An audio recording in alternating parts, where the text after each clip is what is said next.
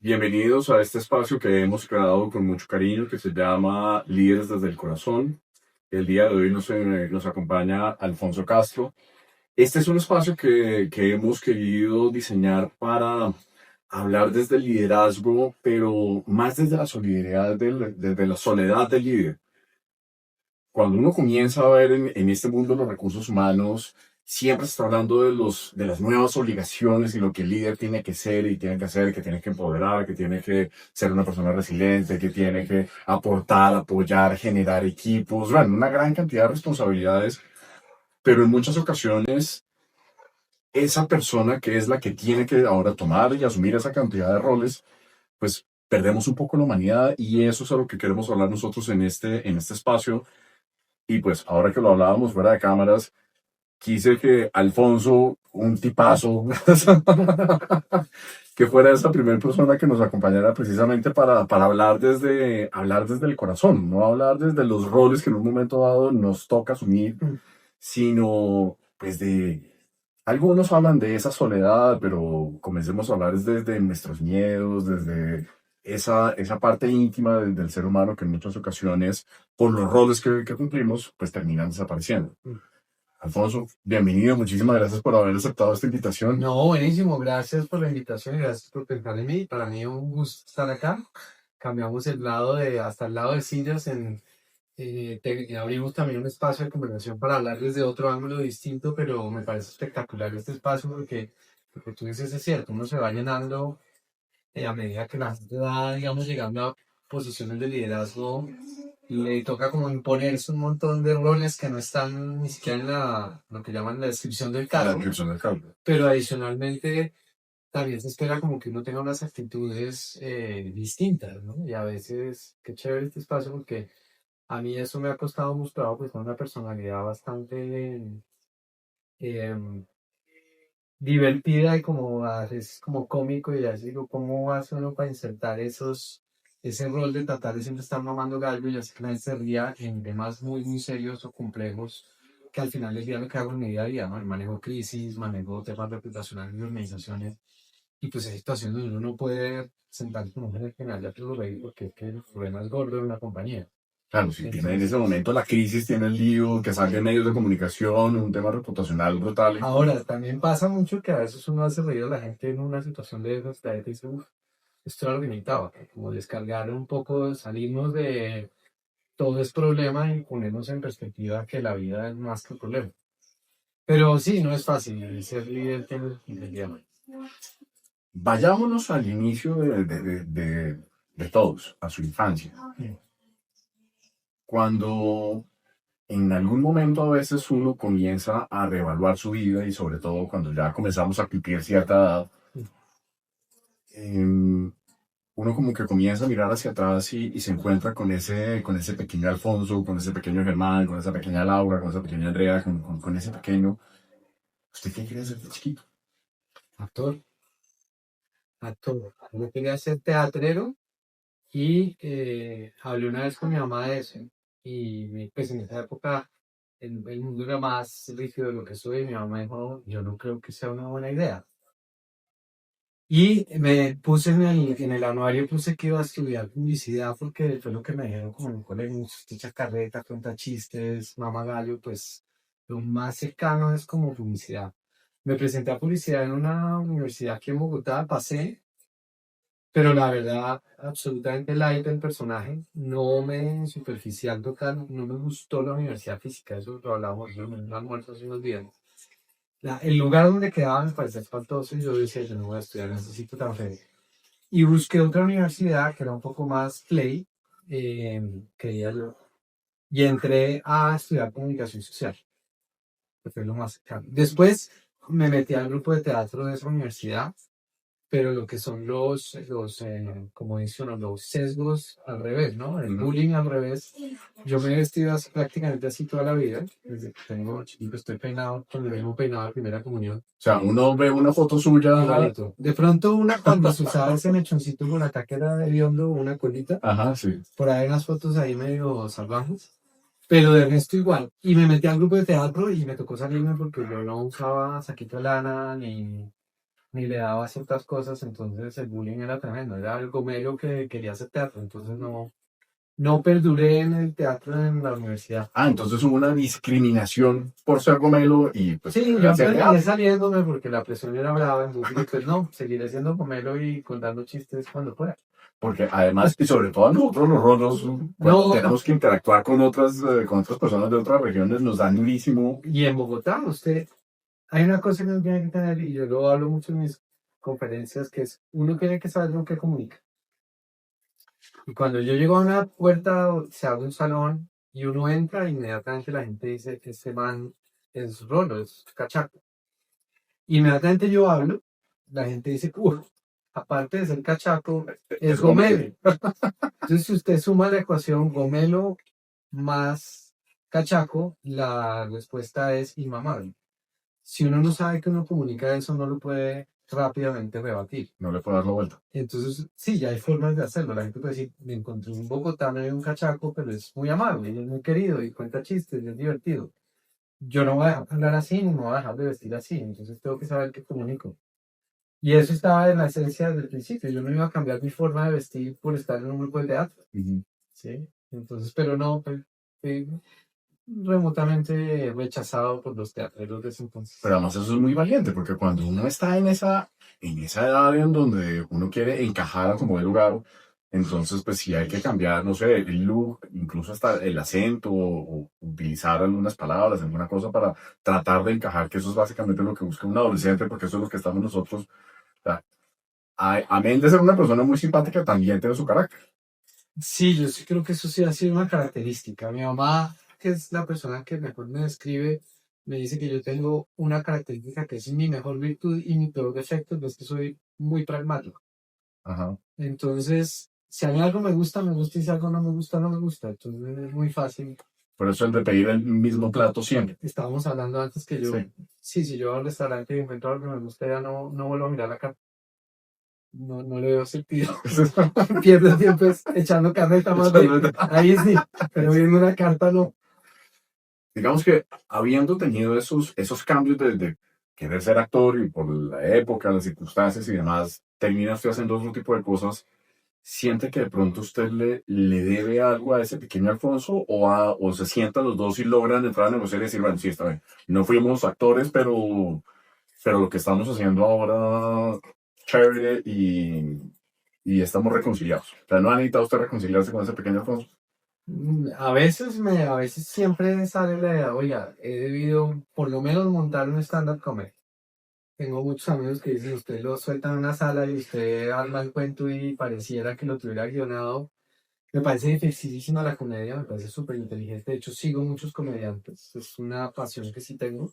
Me encanta ver stand-up comedy, pero bueno, yo digo que el humor, hacer reír a la gente es muy difícil y hacerla reír con el uso del lenguaje, que fue al final del día lo que me dediqué en la comunicación, eso me parece tremendamente valioso, muy inteligente y muy difícil de hacer, porque lo fácil es echar el chiste con la grosería, con los chistes escatológicos, las palabrotas, y eso la gente lo hace reír. Pero el chiste fino, el chiste donde uno cambia una palabra y cambia todo el sentido de una frase, eso me parece tremendamente poderoso, lo admiro con profundidad. Entonces, dentro de lo que yo hago, he logrado reconciliar en un mundo más rígido, que es lo corporativo, este tema de poder tener esa libertad de escribir, de crear, y hoy en día me estoy divirtiendo mucho porque he vuelto a crear conferencias y charlas y estoy muy metido en llevar ese mensaje de lo que estamos hablando ahorita, de la comunicación y lo que la gente debería comunicar. Y ahí prácticamente saco esa capacidad actoral con respeto por los que son actores, pero que naturalmente creo que tenía y tengo. Que incluso esa capacidad actoral usted me decía que la lleva a su casa, que usted tenía unos personajes con los cuales hablaba con sus hijas Sí, y sí. que cuando usted llegaba a la casa, entonces sus hijas le hablaban más a los personajes que a usted. Cuéntanos un poco de eso. Impresionantemente. Sí, no sé por qué, naturalmente, siempre me ha salido la idea de mamar gallo y mamar gallo puede ser con un personaje. Yo creo que el primer personaje que tengo memoria que nos vemos mucho fue un día que íbamos con mi esposa en un carro yendo a la finca y nos tocó un trancón. El trayecto eran 2 horas y media y nos echamos casi 6. Y en un pedazo del trayecto llegamos agotados y empecé yo a hablar como una mujer venezolana Ujú. desplazada. Entonces empiezo yo, chamo, vamos acá y esto se mueve y tal. Y ella iba muerta de la risa y nos empezamos a reír un montón y yo seguía en un monólogo y dele, y dele, y dele, y dele.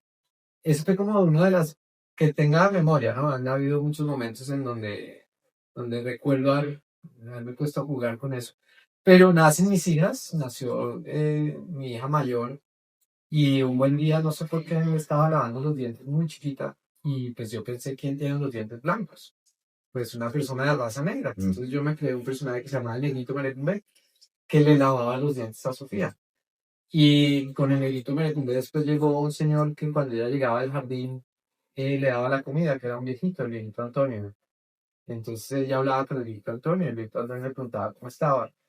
Y después también medio llegó Elisa más y Elisa fue creando algunos personajes sin darse cuenta, entonces creó un sirviente que la atendía a ella, era Ok. un sirviente con un rey, Sí. entonces le decía su majestad, ¿cómo está majestad?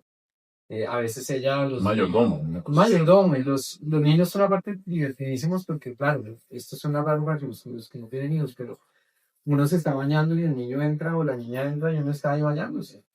Y ella ya cuando tenía alguna edad un poquito más grande, de 6 7 años, se metía al baño y decía, aparte los personajes los tenían que coger del aire. Entonces Ok. los cogían así, los ponían, los tiraban. Entonces decía, sirviente.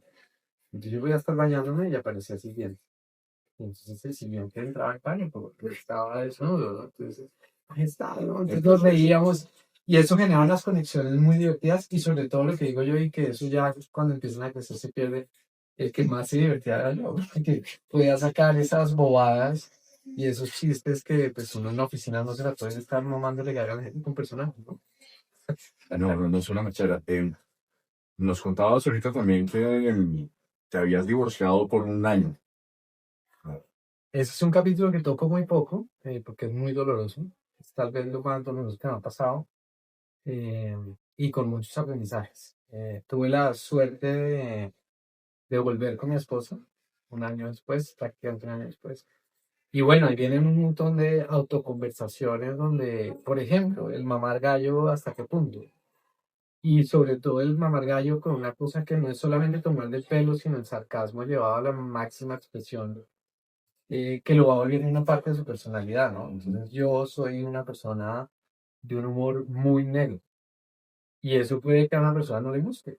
Y eso hizo parte Eso hace parte de muchas conversaciones. Yo creo que yo le digo a todo el mundo, uno lo ven así en cámara y lo ven ahí a Germán y eso, oiga, divertidísimo Alfonso y los personajes.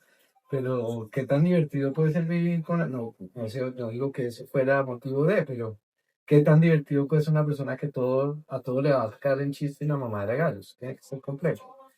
Con el otro lado, ¿no? Que también así como no me gusta llegar a un restaurante y me da la carta, pues también vi unas cosas fuertes. Y como en la comunicación uno tiene que aprender qué comunica. Entonces en casa de Herrero, ¿hasta dónde paro?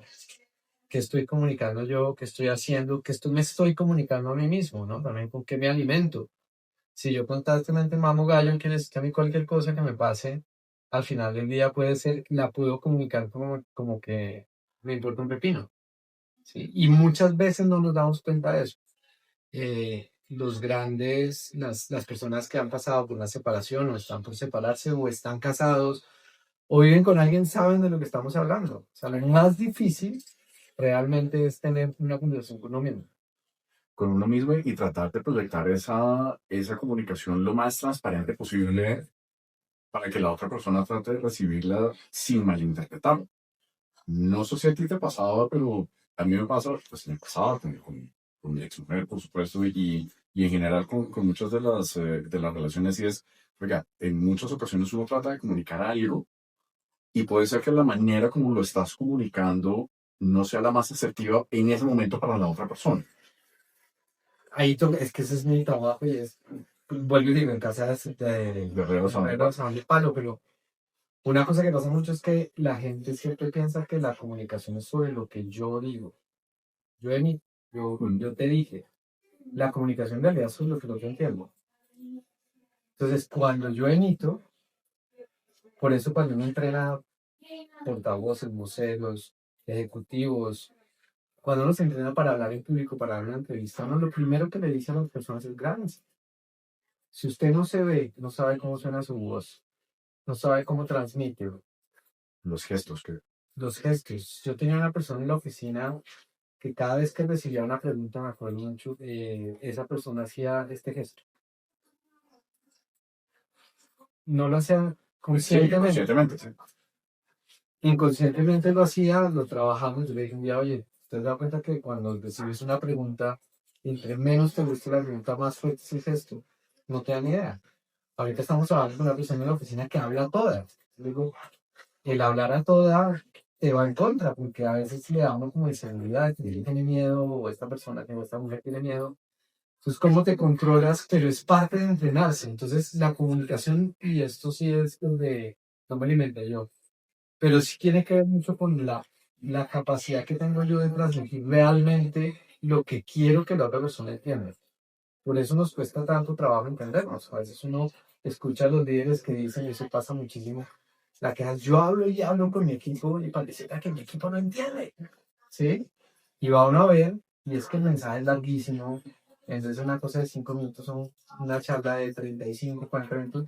Y la gente se perdió con las ramas. Estás pendiente de qué está pasando en la ventana y el pájaro, que es lo que está diciendo él, porque si somos todos, ¿no? Si uno da una charla, tener un auditorio concentrado en más de 20 minutos es una dificultad terrible. Tienes pantallas, tienes chats, tienes el de al lado que está jugando gallo porque no tiene el micrófono con el peluche, sino el peluche, y empieza el chiste del peluche. Entonces, todo eso son distractores. Y en la comunicación pasa eso. Es que yo te vi que cuando yo te pregunté, tú dudaste. Miércoles, ¿a qué horas dudé? ¿Sí? O te dio pereza ir donde a tal sitio porque limpiaste el ojo. También viene la autoevaluación de qué tanto interpreto yo lo que me está diciendo otra persona. Ella me dijo tal cosa y yo estoy ya a esto se refiere a hace 5 años, tú me dijiste que no sé qué. Hay mucho para aprender. Es que el trabajo de pareja sí que es un tema de aprendizaje constante. Cuando ya, volvamos un poco a, a ese año, seguramente tuviste una gran cantidad de desafíos en el trabajo y liderando tu equipo. ¿Cómo logras gestionar o cómo lograste gestionar esas emociones? Porque sí, el proceso de divorcio es una cosa durísima. O sea, eso realmente es para machos. O sea, los que nos hemos divorciado decimos, hemos pasado por acá, pero ojalá no hubiéramos tenido que pasar por ahí porque realmente es un tema, eh, porque lo afecta a uno, afecta a los hijos, afecta a la pareja, afecta a la familia, a las dos familias, a los amigos. O sea, realmente es una Es un afectación tsunami. bastante compleja. Sí, es un tsunami tal cual. Es un tsunami. No, yo no creo que, no, no sé. No sé, yo creo que me paraba todos los días y con lo que había de fuerzas, un día más grande, un día más chiquito, un día más, con lo que había, con lo que había. Lo importante es que sí estábamos tratando, yo por lo menos estaba tratando de buscar que yo estuviera tranquilo con la decisión final que se fuera a tomar, ¿sí? Que no fuera ni nada impuesto por un tercero, ni, pero no, difícil, muy complejo. Creo que no me siento en autoridad para darle recomendaciones a nadie. No, pero más allá de esas recomendaciones era, no sé, es decir, eso, oiga, pues, obviamente ante las dificultades del divorcio y a la dificultad laboral, qué sé yo, la llamada a un amigo, no sé, Yo apoyo de un soy, psicólogo en la oración, en la meditación, bueno, no sé. yo hice de todo, hice muchas cosas, de temas religiosos hasta temas con psicólogos, psiquiatra, muy interesante porque hay cosas en las que uno no cree. Ujú. Entonces el otro día estaba hablando con un amigo que se está separando, pues no sabe si se va a separar o no, está en eso. Y él decía, no, muy reticente a la ayuda. Y yo decía, ¿qué es lo peor que puede pasar? El no, ya lo tienen garantizado. Sí, primero no, de pronto la otra persona no quiere. Precisamente, el no ya está seguido. ¿El upside cuál es? aparte ni siquiera para volver, es para cruzar un puente y uno determinar al otro lado de la orilla para qué lado bajar. Eso yo creo que es lo valioso. Y la decisión no es un tercero, ahí volvemos a lo mismo, la comunicación no se trata, o sea, ahí hay una conversación con uno mismo en el espejo de decir, ¿esto es lo que yo quiero o no? Y al final ya uno decide. Claro, ahí hay una serie de comunicación, de preguntas difíciles y de conversaciones complejas. Independientemente de lo que haya pasado en esta época de tu vida, ¿cuáles han sido esas conversaciones complejas que te han llevado a replantearte la vida? No sé, el momento de decir, oiga, yo soy gomelo, el ser actor me está declarando por ser actor, entonces más bien voy a buscar otro camino, o en el momento de tu trayectoria profesional, o sea, esas conversaciones duras, complejas. No, yo creo que hay una básica y simple que es siempre este tema donde la gente le dice a uno el tema de que uno cuente chistes o mame gallo. A mí siempre desde muy pelado me decían, gente, los amigos no, los más cercanos no, pero a veces la gente decía, ay, Alfonso, usted que es payaso, venga, nos cuenta un chiste. Y yo decía, no, es que yo no soy el payaso para que me No paguen. soy cuentacuentos. No, no, no. Con respeto por la gente que tenga esa profesión, yo no soy ese. Yo cuento un chiste cuando yo quiero, ¿sí? Y cuando siento que la situación es apropiada. Y no a todo el mundo se le cuenta chistes. Sí, cuando me sale. Pues sí, no, y hay chistes que son del momento, ¿no? En la época cuando yo era pelado, en el colegio uno lo que hacía era, pues no existía internet, entonces la red era la red de gente que contaba chistes. Entonces a uno llegaba y le decían, oiga, se sabe el tipo del trombón, y uno cuál, y le contaban el chiste del tipo del trombón. Entonces uno lo podía juntar ese día en la casa, ¿sí? Y pasa igual que con las redes sociales hoy. El mismo algoritmo social lo va conectando uno con la gente que piensa parecido. Entonces uno se va conectando con el tipo que le gusta la música como uno, con la niña que le gusta el chiste como uno, con el tipo que tiene el mismo acidez mental para ser igual de sarcástico. Entonces tú coges el combo de amigos y uno dice, pues vamos a pensar igual, son igual de ácidos, igual de, ¿no? Con el mismo humor negro. Entonces funciona así. Ese es un punto. Y conversaciones difíciles, muchas, muchas profesionalmente he tenido momentos muy fuertes de como que se pone uno en A o B, y yo siempre me he ido por el A, que es el A de Alfonso. ¿Dónde va Alfonso? Por el A. ¿En qué momento logras identificar eso que primero está al lado? Porque ahora personalmente y después de haber tenido mucha terapia, eh, mi herida de la infancia es el abandono. Y además que, pues quienes me conocen, pues yo tengo un abandono cero. O sea, mi mamá se dedicó a educarme casi que toda la vida. Ya cuando tenía como 10 12 años, montó un restaurante, pues está trabajando, montó un restaurante, pero eh, era de corrientazo. Entonces ella se iba muy temprano, atendía y a las 4 o 5 de la tarde ya estaba en la casa. Mi papá, mi papá muy presente. Y, y siempre he querido agradar a las personas. Entonces, a mí lo que me pasaba era que Germán terminaba siempre detrás. Primero las otras personas, primero servir, servir, servir, servir, y yo de último. Entonces, en este caso, tú desde muy pequeño logras identificar eso. No, yo digo que yo tengo una psicóloga me dijo, me voy a robar esa frase, porque se lo dije estando en terapia, le dije, yo tengo personalidad de centro mesa. Ok. A mí me gusta ser el centro mesa. Entonces, cuando yo empecé a trabajar, por ejemplo, yo trabajaba en, lo primero que hice fue consultoría en temas de comunicación. Y ahí el centro del trabajo es uno, el cerebro de uno. Entonces yo dije, eso está chévere. Me moví después y me fui a corporativo y trabajé en empresas grandes. Y yo decía, el centro del negocio de esto es vender lo que sea. Sí, o sea, será vender sillas, será las sillas son el centro del negocio, no mi cerebro. Independientemente de un Alfonso lo puedes conseguir donde sea. Entonces yo sí tenía claro que yo quería volver a hacer empresa, pero donde yo fuera un eje central del negocio. Bueno, el cerebro mío fuera importante. Entonces, si yo no, desde muy pequeñito, creo que nací con ese tema de ser centro de mesa, con este cuento contar chistes, rodear gente, hacerle agradable la vida a la gente. Y eso después lo he podido poner en práctica como con el negocio. Y si de hecho tú vas a mi oficina y le preguntas a la gente qué vendemos acá, la gente te va a decir nuestro cerebro. Eso es una cosa que le digo mucho a la gente. Aquí no, si se llama X o Y, no importa. Aquí lo que estamos vendiendo es el cerebro de Germán. La gente viene a comprar a Germán porque Germán le vendió y porque es un tipo bueno para pensar. Si no estamos pensando en lo que yo hago, es irrelevante. Soluciones Inmediatas es una compañía que lleva más de 30 años en el mercado brindando soluciones de una empresa de servicios temporales para todos nuestros clientes. Contamos con toda la tecnología de inteligencia artificial y todas las herramientas para poder cumplir con las necesidades y los requerimientos que tiene el mercado. Si tienes la necesidad de contratar empleados en misión, en donde vayas a tener la tranquilidad de contar con una compañía, con un gran aliado, piensa siempre en Soluciones Inmediatas.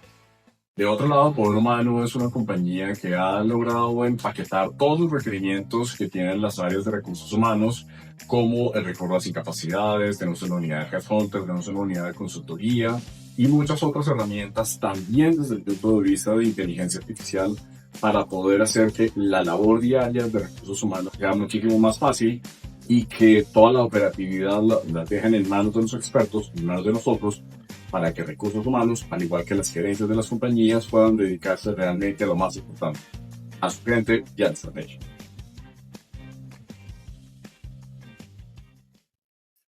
¿Alguna vez te has preguntado y te has respondido qué piensa la gente de mí? Uf, 1000 veces. 1000 veces. 1000 veces. Y me lo voy preguntando, tuvo validación bastante. Busco validación. O sea, sí necesitas validación. O sea, a mí Sí, también las falta validación. No también suena claro. que necesito validación. No, hace unos días de una charla de 300 personas y la gente pues hizo la ola, se bajaron contentos, me bajé, pero yo voy caminando y la gente, oiga, qué buena charla, y yo le pregunto, ¿sí le gustó? Y la gente, pues si te están diciendo, bueno, no, lo que pasa es que aquí también tenemos el tema en Colombia que la mayoría de la gente te dice a todos que sí, que qué bonito. Bueno, es muy de los roles, ¿no? Sí, no, es muy colombiano, si te vas a las regiones la gente no te puede decir, uy, ¿cómo hablaste de feo? Te van a decir, a mí me pareció que lo que dijo Germán, de pronto le faltó un poquitico de fuerza. Un poquitico de fuerza fue que fuiste poco contundente, fuiste muy mal. Ese es el traducido colombiano a realidad. Es, Bueno, si la comida está un poquito fea o un poquito salada, es que está súper salada y está de onda. Pero si uno le dice a una persona que comida tan fea y tan salada, pues, mejor dicho, a veces no te vuelven a inventar bueno, los costeños ellos sí en muchas ocasiones te van diciendo lo que no. Yo creo que es nacional. Sí. Pero esto no es, hay más melosos, menos melosos, pero el colombiano en general, no lo he dicho, sí, somos demasiado sutiles con decir las cosas. Y yo creo que eso nos hace mucho daño. Creo que como sociedad eso nos hace mucho daño. Creo que uno tiene que enseñarle a la gente a poder decir, oye, esto que no hiciste, que hiciste o dejaste de hacer está mal. Y es mal, no es, no, tiene un poquito de mejora, no, está mal. Lo vamos a hacer bien y vas a aprender, está mal. Y eso nos falta. Bien. En ese orden de ideas, ya te había comentado que íbamos a pedir el favor a algunas personas para que Sí. te mandaran un mensaje. Entonces, es el momento para que Eso lloro, pero no llora. Para mí Alfonso es un gran líder porque escucha, porque te permite proponer y porque te exige más de lo que muchas veces nosotros mismos somos capaces de creer que podemos dar. Además, algo que valoro mucho es que jamás se le ha olvidado que detrás de cada puesto y que detrás de cada profesión siempre hay un ser humano y esto siempre lo ha priorizado. Así que es algo que en lo personal valoro mucho y es de las cualidades que más me gusta de Alfonso. Qué chévere, bonito, lindo. Sí, contagiar. Salimos bien de esa. Vamos a ver si esa otra vez no van a vivir también. Pero... Sí. No, Bueno, yes. bonito. Alfonso es un ser humano que realmente ama su trabajo. Lo conozco hace más de 10 años y siempre he disfrutado trabajar con él por su gran pasión por la comunicación y su inmensa calidez humana. Le gusta compartir su conocimiento para que, como dice él, todos podamos contar historias. Además, adoro sus datos cocteleros. Siempre me hacen reír. Los datos cocteleros. Sí, yo le digo a todo el mundo que uno tiene que tener un dato coctelero chévere. ¿Sí? Y el de sí, qué bonito es. cliente nuestra y gran amiga hace muchos años y amiga en común además. Sí, no, Pili es un encanto. Y esa sí es de las que le va diciendo uno las vainas de frente, De frente. sin asco, Pero pero con un amor lo que inmenso. pasa es que a uno le pueden decir, yo le digo a todo el mundo, Sí. ahí pueden, y Fer lo decía ahí, yo siempre les digo, a mí me pueden echar la mano, pueden venir a la oficina y decirme, oye, usted es un tal por cual, pero con respeto. O sea, alguien te diga, a mí no me gustó usted que hizo esto, no tiene nada de malo su tener sin miedo. Pero si vienen a tirarte la puerta, o son displicentes en una reunión, o te tratan con, pues, es que eso no lo hace uno con nadie, ¿sí? Yo creo que la calidad humana de las personas se mide mucho en cómo tratan a cualquier persona, no solamente hay unas personas que uno ve en reuniones y se comportan de una manera cuando está el jefe, cuando no está el jefe, cuando está el presidente, cuando no está el presidente, pero eso no está ahí. Uno tiene que tratar a la gente por dentro, no lo que tenga uno tenga. Como eso, ¿no? En estos días estaba viendo yo en LinkedIn, escribía una gente de camareras, de un gran hotel. Y entonces decía, usted no se imagina la cantidad de cosas que las camareras tienen que hacer a veces para limpiar en los hoteles. Sí, Eh, debe ser. y entonces, pues ella decía, así un llamado que, oiga, por favor, se los aseguro que en sus casas no dejan ustedes las habitaciones como en muchas ocasiones nosotros las encontramos y que a veces cuando llega temprano a un hotel uno le dice, oiga, por favor, déme habitación ya. No hay. Entonces él dice, no, no hay, dicen, por favor no, y en muchas ocasiones uno se molesta. Yo me molestaba como que, oiga, como así, le dice, mire, sí tenemos disponibilidad, pero apenas lo están arreglando. Y me dice, pues, ¿qué van a arreglar? Pero en realidad lo que decía es, de verdad usted no se logran dar cuenta que es lo que se puede dar allí. Y yo leía los comentarios, algunos muy displicentes con la familia de Zamora, pues ustedes, o sea, para eso pues nosotros pagamos una tarifa, una cosa. Pues que ya le miren, no, me muero la pena, pero de las cosas que me pasan a mí en los hoteles es que yo llego y organizo mi ropa y como que digo, venga, esto está muy terrible, no, porque qué pena con la señora que después me va a venir aquí a hacer el Sí, aseo. de acuerdo. Pues tiene que ver mucho con lo que yo llamo la educación de la casa. O sea, al final del día, el colegio es una tarea, la universidad es otra tarea, y uno en la casa tiene que hacer otra tarea. Y pues a no todo el mundo lo educan igual. Lamentablemente. ¿Qué te logra sacar de quicio? A mí realmente lo que me saca de quicio es la incapacidad de gestión. Es como no entender por qué alguien no hace algo, si lo ha podido hacer. A mí el problema gordo, o sea, digamos, si uno tiene una pérdida muy grande en la compañía económica o te falla un tema del banco, pues esos son temas que tú puedes solucionar. Pero si es un tema de gestión, que uno dice, pero a ver, ¿por qué no llamaste a la persona? Sea más fácil llamarle y te esperaste 3 semanas y no hiciste nada. Es que es tu rol. A mí eso me parece, eso sí me produce ira. No, la he aprendido a manejar, pero me produce la gente como, sí, esa ineficiencia de, sí, yo vi, pero eso no es conmigo. No es conmigo o esperar que se solucione solo. Sí, eso, a alguien más le toca. Dentro de todos estos años de experiencia, tú tenías tu propia compañía, después llega Creab, allí hay una serie de temas complejos con Creab y después ya quedas tú como socio principal. ¿Cómo te sientes mejor? ¿Estando digamos, en tu emprendimiento propio y demás, o siendo ahora socio de una compañía internacional como estás ahora? No, yo qué, esa es una pregunta del millón. No, yo ahí prioricé nuevamente, otra vez las cosas por delante. Yo lo único que dije, yo sé hacer zapatos y lo único que nunca voy a aceptar es que me pongan una cláusula de no competencia o que no pueda hacer comunicaciones porque yo sé hacer zapatos. Entonces yo hago botas, botines, chanclas. Entonces eso es lo único. De resto, a mí, como me lo decía Pili, la verdad, pues sí me gusta mucho lo que hago. La comunicación me parece espectacular. Y si me llamo Creavo, me llamo Dos Puntos, como se llama mi compañía, la verdad no le veo mayor dificultad. Creo que es mejor buscar cómo unirse y hacer más. Entonces, alguna vez escuché una frase de alguien que decía, yo prefiero vender el 50% de algo que el 100% de nada. Entonces, yo quiero hacer muy chévere en 2 puntos, pero quién sabe hasta dónde voy a poder llegar. Crear le permite a uno otras cosas y otros temas y a pesar de que ha sido un proceso, creo que hemos escrito el libro de cómo no abrir una oficina en otro país, pero hemos aprendido mucho. Tanto yo no he hecho un PhD, pero creo que acá lo he vivido.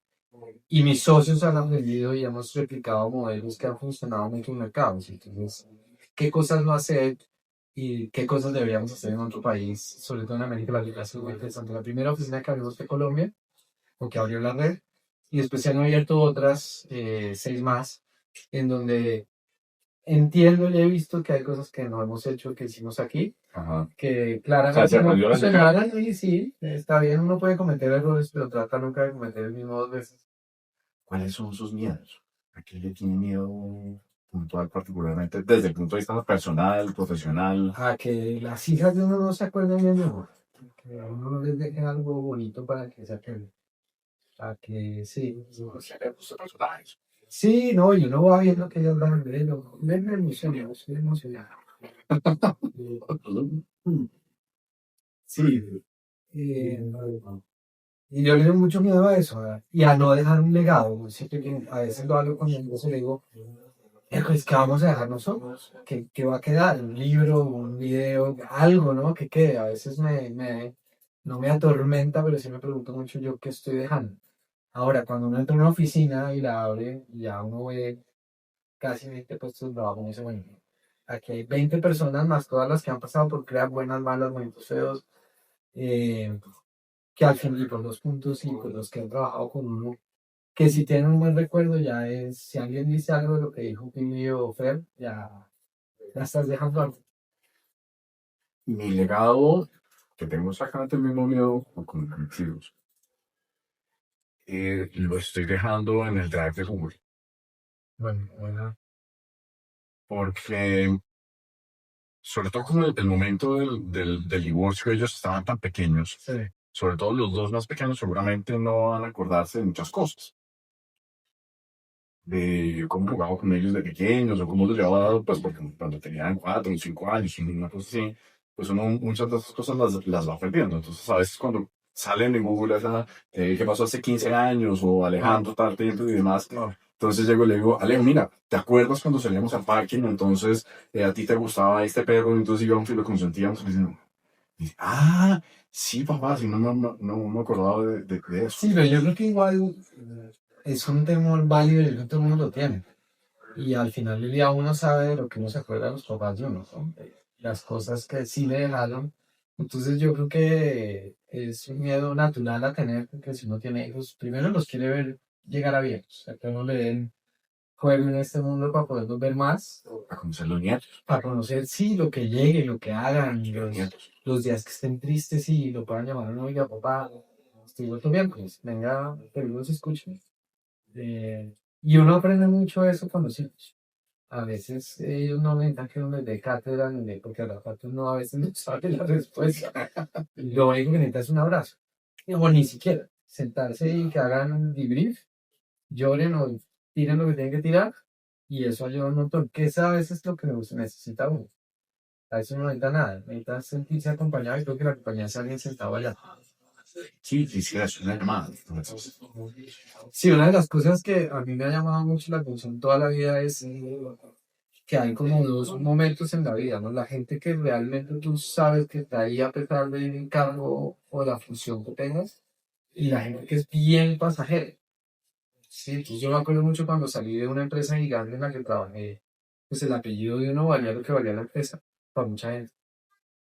Y me acuerdo mucho de una persona que se llama Ana Marta Pizarro. Ana Marta era la directora del Teatro Nacional con Fanny Miki. Y cuando Fanny se muere, yo salgo de esta empresa gigante en la que estaba, que patrocinábamos el festival y todo. Entonces, claro, era muy importante en ese momento éramos relevantes para todos los que organizaban el festival. Me acuerdo mucho de la Marta, nunca dejó de saludarme, nunca dejó de invitarme, nunca dejó, a pesar de que yo ya no me llamaba X empresota, sino era simplemente Alfonso Castro, sí, y ella sabía perfectamente cómo se llamaban mis hijas y lo sabe. Entonces, ese tipo de personas le enseñan mucho, porque uno sale de una gran empresa y tú lo hablas con el que lo hables, tienes que tener la historia, y tú ahí mismo te das cuenta que tú valías lo que valía tu casa. para muchas personas. Y a mí eso es lo que dice Fed. Yo contra eso he tenido obstáculos. Yo he devuelto contratos a la compañía y he peleado con clientes porque tratan mal a mi equipo.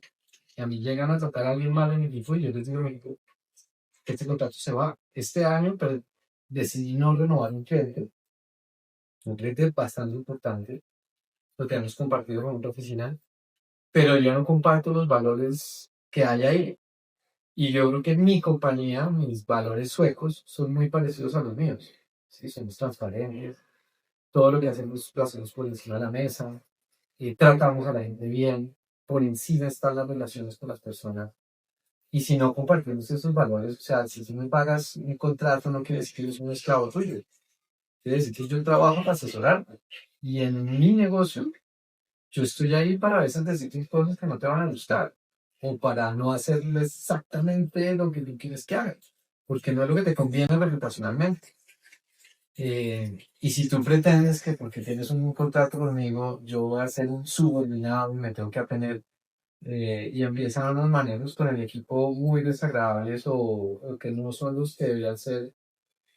A mí me puede costar mi trabajo, pero yo no voy a poner por encima un contrato laboral de una relación con una persona. Y eso sí, en eso sí, no Claro, hay que mentira. incluso en ese tipo de cosas hay límites. Deben haber. No es... Y uno debe ser claro, uno debe ser claro. Sí, hay cosas que uno no debe permitir. Yo creo que uno no debe permitir, pues si alguien entra a la oficina y le pega a uno un puño, pues se va inmediatamente. Pero un puño es que te trate mal el equipo, eso es un puño. Un puño es que, sí, que se haya una constante relación como de chantaje, es que yo te pago. Y entonces tú me pagas y yo, ¿qué? Sí, pero ese pago tiene un límite y va del punto A al punto B. Y no somos consultores, nosotros no somos hacedores.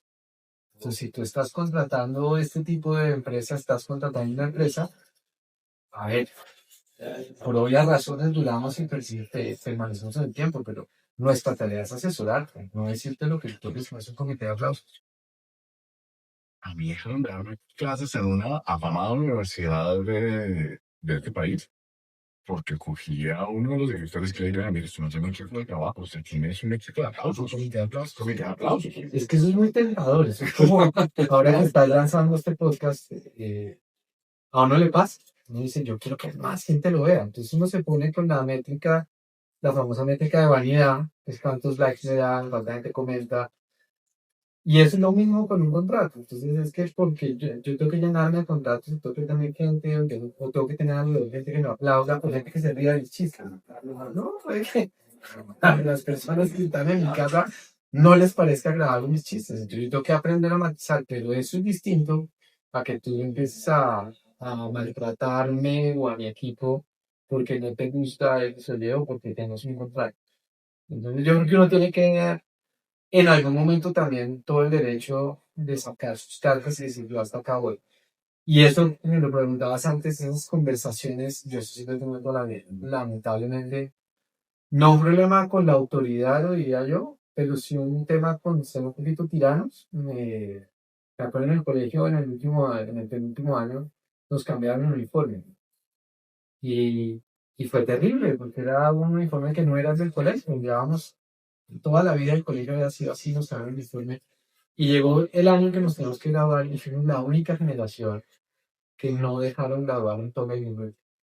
Y me acuerdo que hicimos manifestación, perdimos, pero nos manifestamos, o sea, y pacífico, nada violento, no fuimos a romper vidrios ni a tirar nada. Fuimos No fue la primera línea, ¿verdad? no, fuimos la segunda línea, que de hecho tengo pendiente de escribir una columna que se llama la segunda línea, que es respetuosamente decir al colegio no estamos de acuerdo, nos están hiriendo el sueño de un niño que ve que todos sus amigos salen del colegio y se gradúan de toga y birrete y nosotros no, ustedes en corbata, en uniforme y en el colegio.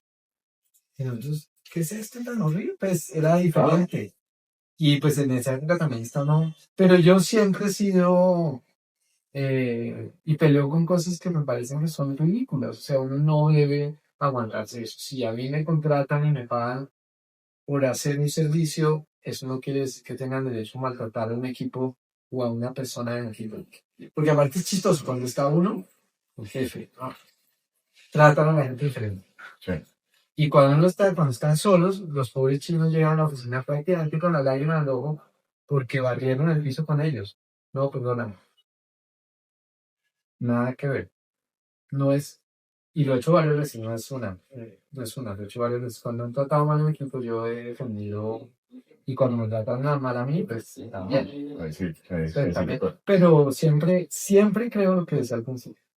A uno le pueden echar la madre, o uno puede echar la madre de manera muy educada. siempre con educación y con altura, con el cursi. Ya sí, pero no con el bogotano mamón, Sí, no, sino no, con el no. tema de, usted puede ser respetuoso, usted puede ser una persona, yo no estoy de acuerdo con esa posición.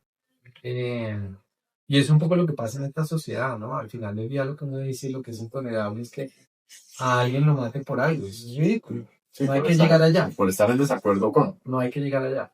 Hay mil formas de trabajar y eso es lo valioso de una democracia. Eso es uno de los motivos por los cuales a mí no me gusta el fútbol. No entiendo el fútbol, que la gente llega y se mata por una camiseta. Hombre, no, sí, chévere, que tú seas hincha de X equipo, de la camiseta verde, amarilla, roja. Pero No, pero yo no creo que sea el fútbol, yo creo que eso es en general. no, sí, no, En pues, general. Y lo que pasa es que el fútbol tiene una masificación más grande Y y unas la parte que pasiones, concentras a la gente en un estadio. Pues eso, lo que está pasando con la Fórmula 1 es una locura. Cada gran premio está llevando más de 300.000 personas, pero no las tienen 500 metidas mil. en un solo sitio. No, están de de las casos por todo el Gran figuras Premio. que se pegan uno con otro, ¿no? Pero hay esas pasiones, tienen eso bonito, ¿no? También que le despiertan a uno la esencia de lo que uno quiere ser, pero siempre por encima de todo el respeto. Yo creo que si uno no le enseña a sus hijos a vivir en ese respeto por el otro, este año tuve la suerte de ir a Japón y eso me sorprendió mucho.